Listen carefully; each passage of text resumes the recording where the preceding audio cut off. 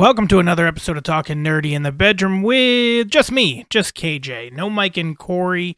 We had planned for our 50th episode to be our 1 year special, but then due to scheduling conflicts, people being sick, birthdays, and then obviously when I'm recording this, it's Mother's Day, so they weren't free to record, and I didn't really want to go 3 weeks without an episode, so we're actually going to be doing a double dose episode this week. And then we will record the actual 1 year special, which will be episode 52, and there are 52 weeks in a year, so it's going to make sense either way. But anyway, today we're going to be talking about the Scream franchise, which is probably my second favorite horror franchise. The first one would be the Saw franchise, and when the new movie comes out, hopefully this October, unless there's any delays, we're going to be talking about that too, because that's the be-all, end-all franchise, or horror franchise for me. Mostly because of the first movie. I mean, they're all good twists and turns, but the first one just hooks you in because of how great it is, and then the other ones are just there by association. Scream, on the other hand, you could make the argument with it should be the favorite because most of the installments are pretty good. Now, for anybody who hasn't seen Scream, this came out back in the 90s. I think the first one was 1996. This is Wes Craven before he passed, and they're supposed to be horror spoof movies. Like, think of what Scary Movie did, which was spoofing on these horror tropes, and that's what Scream was supposed to be, but because of how good it was and how well Wes Craven can tell a story, became this long-running franchise, even though there were gaps in between, which we'll get to. But yeah, the first movie came out in 1996, and if I remember correctly, I think it was the first movie that I was ever afraid of. Like, I had watched other horror movies before Scream, but they were like supernatural horror movies like Poltergeist, Freddy Krueger, Jason, Michael Myers, even though Michael Myers is and isn't, depends which way you believe that. But anyway, Scream was more based in reality, and that there was a psycho killer on the loose and he would murder you, and then it ends up, spoiler alert from a movie from the 1996s, that it ends up being her boyfriend and his friend, which is also the main character's friend. So that was terrifying as a kid to think that those people could be out there and they could be anybody. And then I just remember watching the first movie with a big group of friends at somebody's birthday party and literally going into the other room. And thankfully, some other girl that was there went into a room, and I ended up following her in to just make sure she was okay, which was just a great time for an excuse not to want to watch a scary movie. So that worked out for me. But I'm releasing it now so many years later that, yeah, I was absolutely terrified of that movie.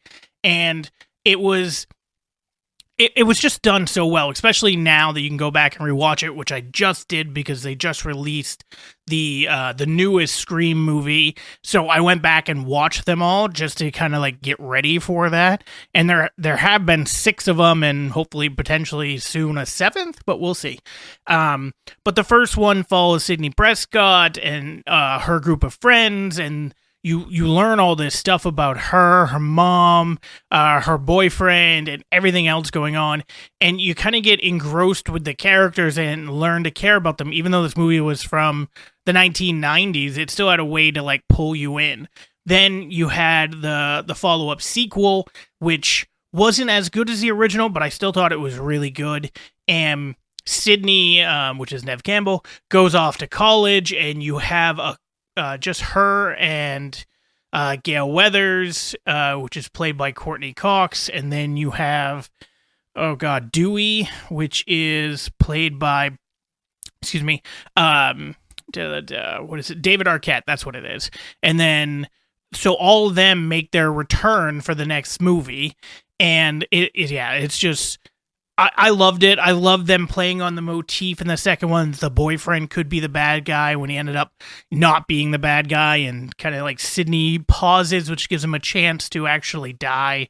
I thought that was a good thing that they did. I forgot about Jamie Kennedy in there as Randy, who eventually does die in the second one. Again, a spoiler. But bringing back those characters and actually keeping this franchise going, I thought was a good way to to keep people invested from the first one. And if you don't really need to watch the first one to appreciate the second one, which isn't something that a lot of horror movies can say. You kind of need that continuation to kind of get everything. The first one helps, don't get me wrong, but if you're watching the second one, you could probably enjoy it without knowing anything about the first, and just know that there was a back history there. So the reveal that Laurie Metcalf is Stu's mother, I believe.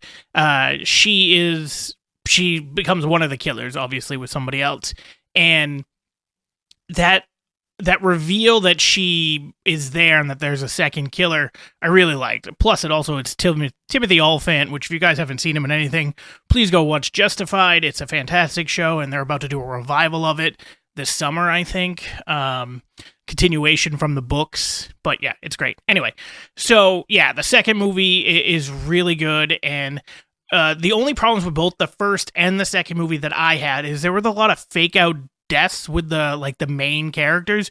This is something that I feel like Scream did intentionally to begin with as like a spoof with all these other horror movies looking like they killed somebody, but then them coming back. But then Scream falls into that genre too, and they do it so much, especially as now we're talking about 6 movies in. There's so many scenes where a hero doesn't die, and it's more or less because they want to keep them for the next movie. And we'll get into that towards the later 2 movies, because those are the ones I really have a pet peeve with, even though I enjoyed the movies. So we had Scream 1 where they're in high school, Scream 2 college, which is good, and then Scream 3, it goes off the rails. There was a lot of different stories that they had in mind for Scream 3 in regards to bringing back Stu from the first one, which is Matthew Lillard, because technically he gets a TV smashed on him, and he's one of the killers from the first one. But they never officially show that, like, he's dead, he didn't get shot in the head or anything like that. So there's always this rumor that he's alive or dead or any of that. So there was talk about him coming back, and then it didn't happen, and then Neve Campbell was doing something else. So she's, like, barely in the third movie, and it's mostly just focused on the Arquettes, both Courtney and David. And it's okay, like, it being focused on them, but just the movie was very scattered and very mediocre. You didn't care about any of the extra characters that they introduced while they're filming a movie, which is supposed to be, like, back to the original. And then you eventually learn that one of the guys that is actually directing the movie ends up being, like, Sydney's half-brother, where her mom was a bit of whore, promiscuous, whatever you want to call it, had a kid, and then, like, gave away the kid and didn't want anything to do with the kid, and then he eventually, set the whole thing in motion. Like, he's the one that got the first 2 killers to kill her along with everybody else. So he started everything. It just didn't land. There was a couple cool moments within the whole movie, but overall it just wasn't great. And it also was the first time in the franchise that there was only one killer, which continues to this day of being the only time in the franchise where there was only one killer. The first movie had 2, second movie 2, this one only had 1, and then it's 2 for all of them except for the newest one, which has 3. Which I always thought was an interesting thing that Wes Craven did initially, besides for this movie, the third one. Of having multiple killers, because a lot of horror movies are twist and turn movies where you're kind of like guessing for the thriller at the ending. It's usually like one big reveal type of thing, and I like the idea that there's 2, especially when you're talking about a serial killer that is stalking you and can be in multiple places at once. It kind of needs to be 2 people or more, because otherwise, how is all this stuff happening? But, so we got those first 3 movies that took place in the 90s, and it was like a really good, again, the third one was mediocre, but it was a good trilogy set of movies where you didn't really need to do any more if you didn't want to, and they didn't do any movies for a very long time. the first three movies were recorded within like a 4-year span, or at least released within a 4-year span. You're talking about 96, 98, and then 2000, or excuse me, 96, 97, and 2000. And then Scream 4 didn't get released until 2011. 11 years later, they ended up deciding to do another movie with, and obviously directed by Wes Craven, and went in a completely different way, which probably, I mean, it didn't go a different way in the sense of the slasher and the reveals and everything else, but Wes Craven had this way of looking into what's kind of going on in society today and kind of throwing that into his movies. Like in the original 1996 movie, there was a lot of high school stuff and all that drama that comes along with it, which is kind of what was going on in pulp culture with a lot of TV shows and movies dealing with that. And then as we got to the 2010s, and this movie is in 2011, like a lot of thing was very technology based, and that's kind of what this movie did. Like there was a lot of stuff about streaming. There was just a bunch of like vlogs and everybody talking it's weird when you think of movies from 1996 and you think of people like, why can't you just call the police, or why can't you just text somebody? But that wasn't a thing in the 1990s in general, let alone 1996. And then you fast forward to 2011, everybody's got cell phones, technology is readily available. Obviously not as readily available as it is today in 2023, but you get this different take on it, so you have to do the movie in a little bit of a different way, and I thought they were able to do that well. I don't know how well received the fourth one was, but I enjoyed it quite a lot. It also introduced some characters in that I actually cared about, because it seemed to be setting up, like, it wasn't supposed to be like a reboot. It was supposed to be a sequel, but within a reboot, because they were introducing some new characters, but it didn't really get off the ground for what I think they were hoping for.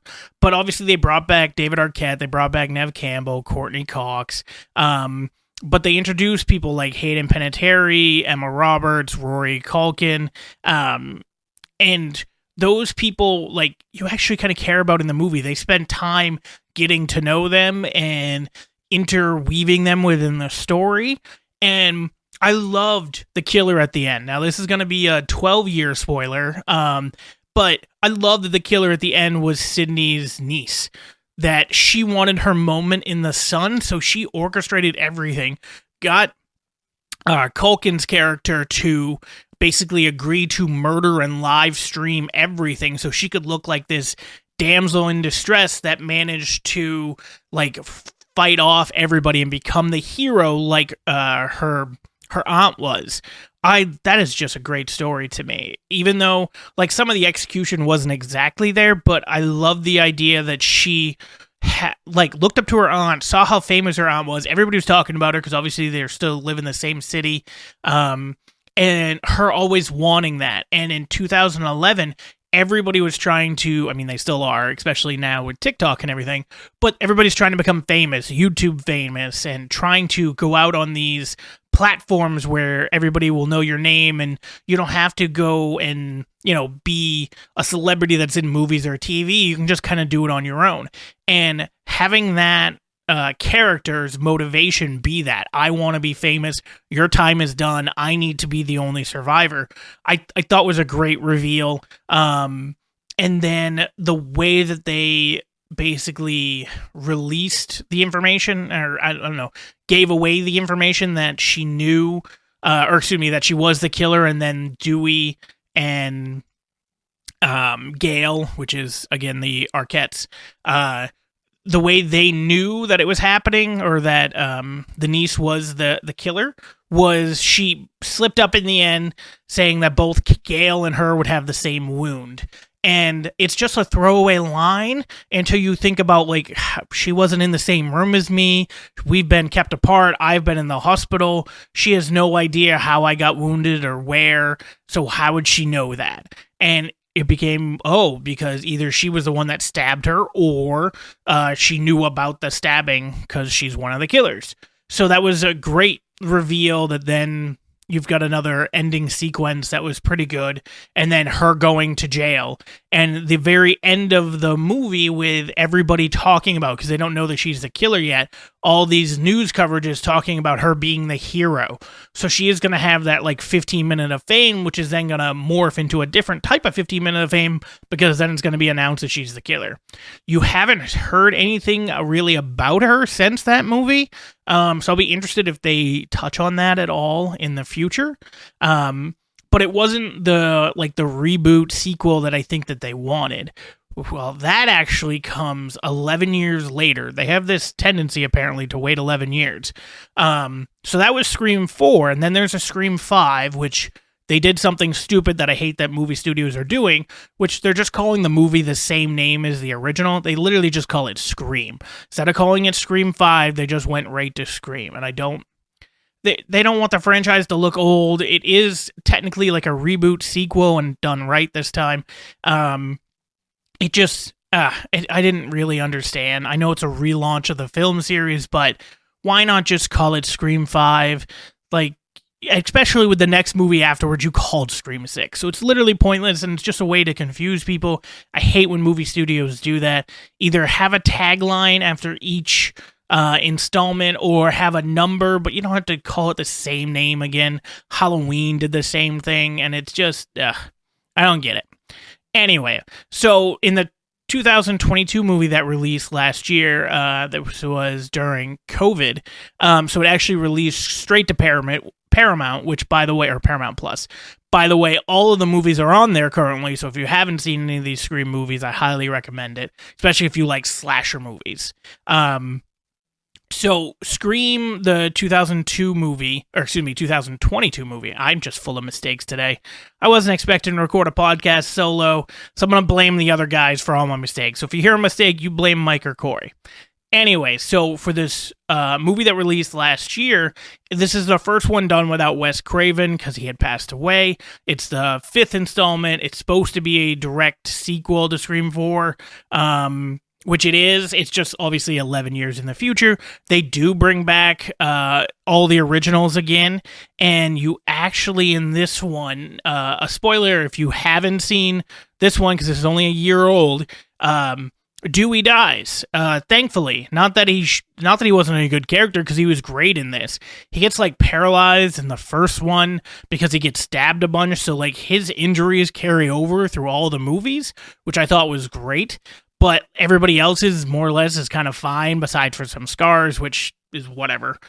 But anyway, his character saves the day again, or tries to. He's successful, but then he goes back to try to make sure the killer is dead, and the killer stabs the crap out of him, and he ends up dying. Tells him it's an honor and all that stuff. So I thought that was a cool legacy moment for him, and I'm glad that he died, because all these characters can't keep getting stabbed over and over and over again and then still live, especially in their 40s, 50s, 60s. Like, at a certain point, your body's gonna like stop adapting to getting stabbed. You're not young anymore. But the killers in this movie were a little bit interesting, and you get a whole new cast of characters, which they actually did right this time. Again, similar to the 2011 movie, I cared about the characters. In the 2022 movie, I also cared about the characters, and that's not easy to do when you're talking about a franchise that has established characters. Obviously, I care about all of them, but then you're introducing new ones that I'm supposed to care about, and you have people that are being introduced, such as like Jenna Ortega, Melissa Barrera, I don't know how you say it. It's going to be a lot of ers. Who are like the main two people in this movie, besides for obviously the killers, which ends up being Melissa's boyfriend, and Melissa herself's character is Sam Carpenter, and she is the half daughter of Stu. I think it's Stu. Is it Stu? I don't know. All these are hard to remember. There's so many people out there. No, it's Billy Loomis. I keep saying Stu. Probably said it earlier in the podcast. Somebody can yell at me for it. But no, Billy Loomis. Duh. So she's the daughter of Billy. It was Billy's mom, which is Laurie Carpenter in Scream 2. I think that's what I screwed up. But anyway, so Melissa's character, which is Sam, is Billy Loomis's like half daughter that he had, even though he was dating Sydney at the time. He had slept with somebody else, got her pregnant. She becomes a half kiddo. So she has this relationship in her head, because she's a bit psychotic, with her dad. So they actually bring him back to have a cameo or even guest starring. I don't know what you want to call it for this, but I love that because it adds even more to these characters with their connection to the past. But anyway, her boyfriend ends up being the killer. Again, I told you there was going to be a spoiler. So it's very similar to the first Scream. So, I mean, the name still, I hate that they called it Scream, but it's very similar in that track. And he's got a girlfriend in this movie that helps him out. So she becomes the second killer. Again, another movie of multiple killers. And everything just kind of like lines up really well until the ending. And the ending seemed, I don't know, with Neve Campbell and Courtney Cox's character coming in and being badass, and they should. They've been through this. This is going to be the 5th time. So I get that part, is that they should be kind of used to this, but it's also like a killer who's, you know, trying to gut you, and they just go into it full bore. I don't know if that's how believable that is. Even if you have self-defense, even if you have gun courses, I mean, even when you think of cops going after somebody, they're not usually, or normal cops, are going after serial killers. So they're going up against people that might not be just complete, you know, psychopaths.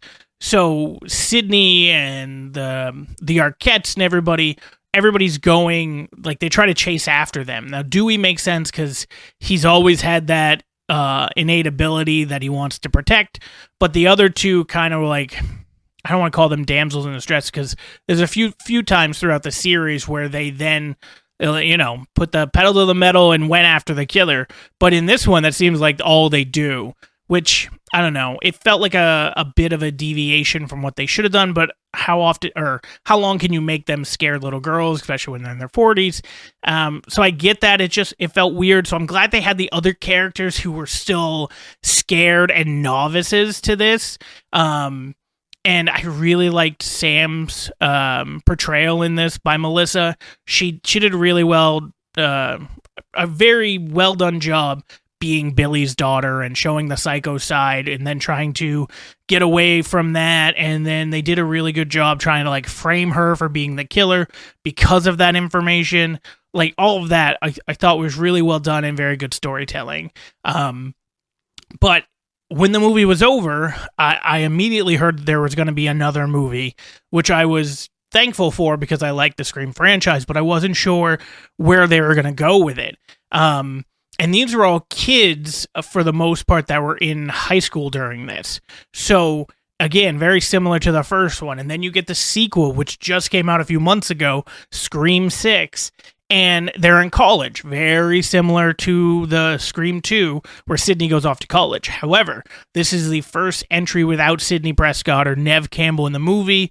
There was some big issue with the amount of money, so she actually was not in the movie at all. And this is the first movie not taking place, like, basically in Woodsboro. This actually takes place in New York, and I don't really... Like, it sounded like such a weird concept to move this franchise away from where it basically had taken place. But New York really worked for it, especially because all the trailers had mentioned, like, I'm a different type of killer, and it kind of was. It's the first time in the franchise where you got actually 3 different killers, which, again, this is going to be a big spoiler if you haven't seen Scream 6, so I would recommend pausing this, coming back, or just listen, it's fine. So it's actually the family of the people that died in the first, not in the first one, but in the movie the previous year, in Scream 2022. Sam's fake boyfriend, who was only dating her so he could basically kill them all. It's his family that you learn, like his dad, his brother, and his sister. And you meet them all kind of like separately throughout the movie. The brother is someone that you don't know is related. You do know the mom. You do know the father and the daughter, that they're related, but you don't know they're related to obviously the killer, or the previous killer.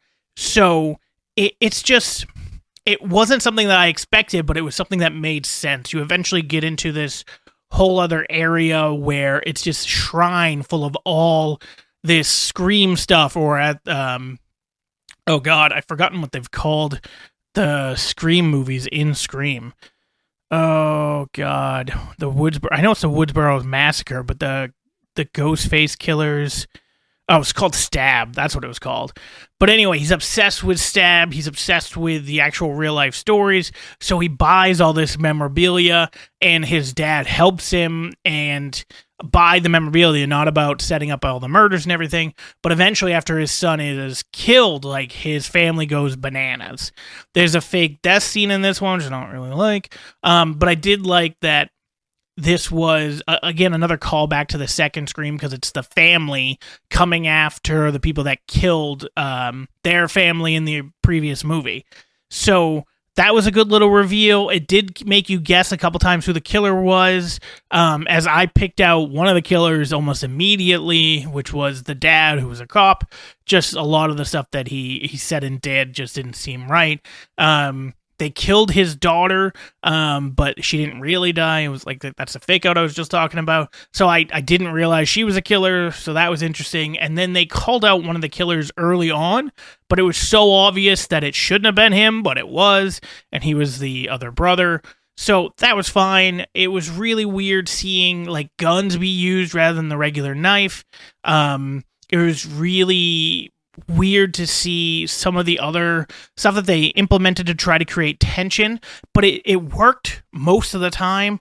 The thought process of Sam's new boyfriend potentially being the killer, I love that, because that's exactly what Scream 2 did with Neve Campbell's character and her new boyfriend. They made her think he was a killer. However, the new boyfriend in the second Scream movie died. This one didn't. But she did separate herself from him so that there wasn't even an opportunity for him to be a killer. Then they also had the thing, because of where they lived in their apartments, where you could kind of see in each other's apartments the way the buildings are set up. So you get to see the killer a couple times through the window. So it adds tension. And then there's a scene where they have to climb a ladder in between two apartments. And then one of them ends up dying then. Like, that's a really good tension scene. And they do thriller pretty right in these movies. They want you to kind of guess who it is, while also trying to make you afraid and then making you wonder what's going to happen next. And yeah, this franchise I'm a big fan of. Like, there are some movies that could be better. There are some performances that could be better.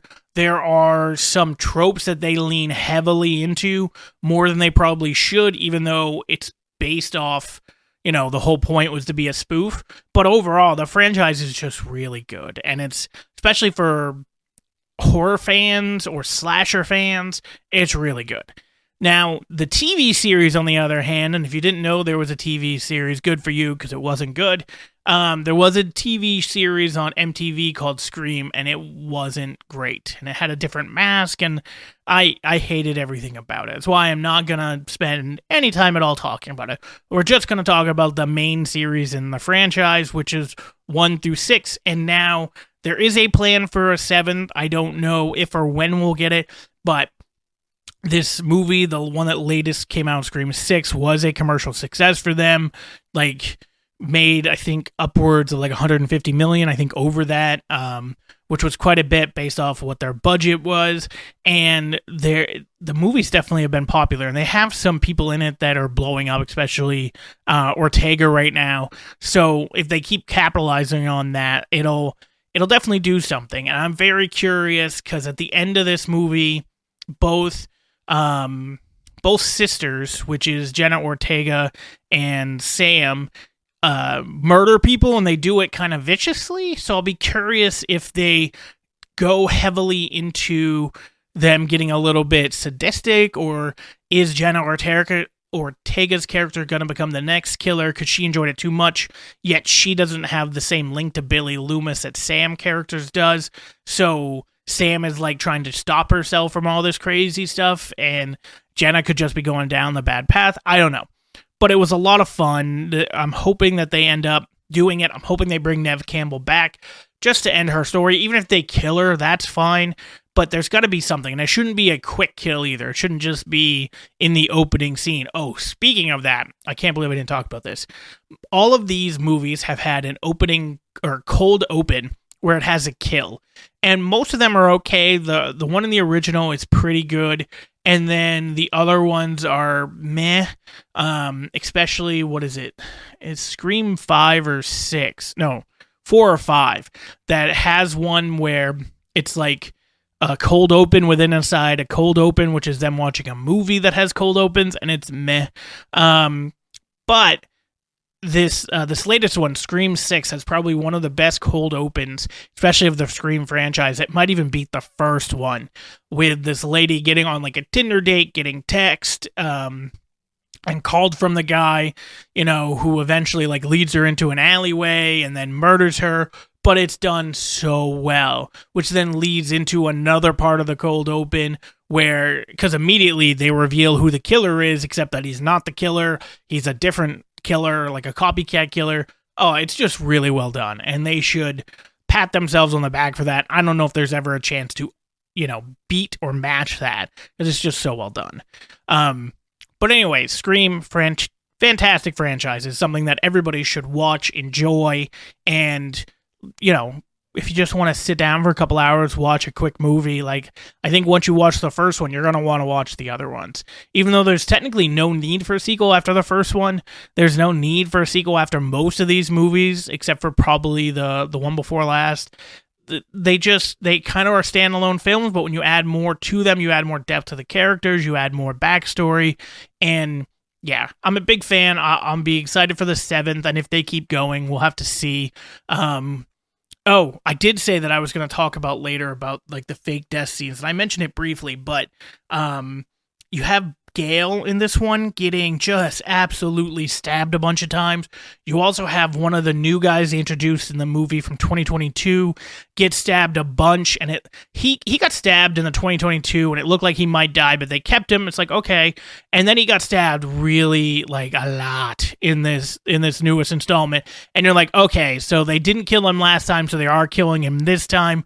He ended up being able to save the girl. Okay, that's great. Fantastic. Nope, he lives. And this one lives. And this one lives. Ugh.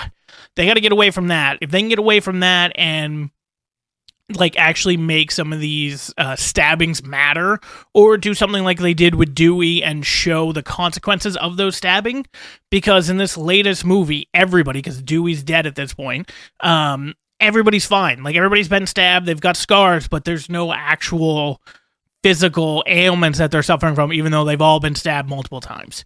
So we'll see what they do with the 7th, but I'm excited for it.